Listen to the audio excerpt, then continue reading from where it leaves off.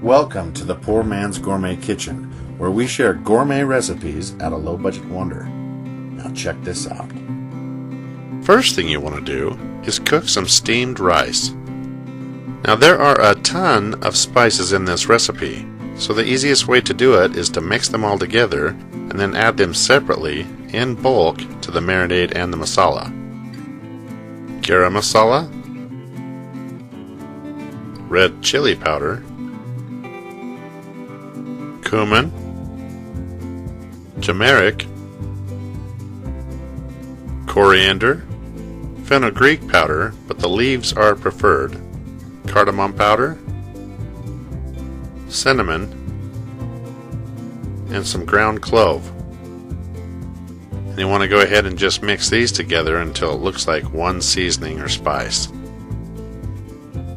Now generally this recipe is usually made with chicken thighs, but you can also use shrimp. And I've already cut the chicken into bite-sized pieces, so we're going to go with this today. Just shake in a couple heaping tablespoons of the seasoning, followed by some freshly chopped garlic and ginger. And you want to add in some curd or plain yogurt if that's not available to you.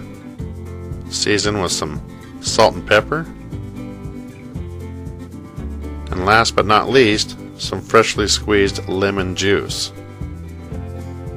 Now you want to go ahead and just attack this and mix it all together. And you want to let this marinate for at least a half an hour, upwards of 3 hours, or even overnight if you prefer. Now in a hot pan I'm going to drizzle some olive oil. And once I get that spread out evenly across the whole bottom base of this pan, I'm going to go ahead and start cooking that marinated chicken. And all you need to do is get this pushed and spread out evenly. And over medium-high heat you're going to cook this for about 5 minutes until you start getting some color, and you want to flip each piece over and cook again for another 5 minutes. You don't want to cook this all the way through at first. You just want to get it some good color so it can add some good flavor to our sauce.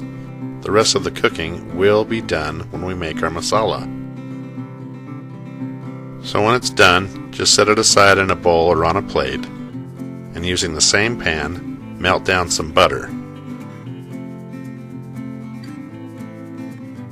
Now add the rest of that chopped garlic and ginger, followed by some chopped red onion.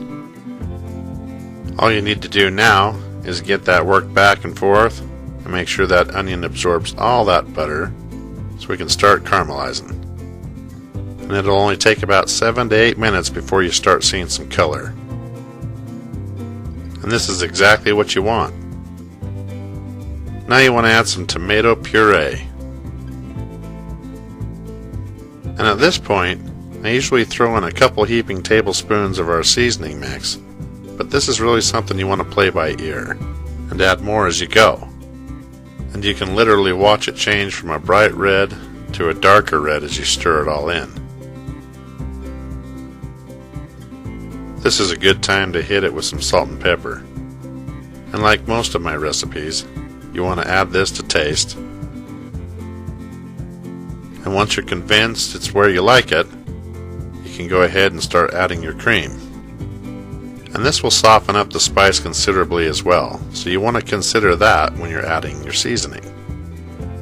The flavor might not be as strong as you like it, so you want to give it another taste.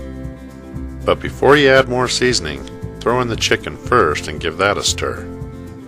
That marinade you cooked into the chicken should add a lot more flavor to this masala.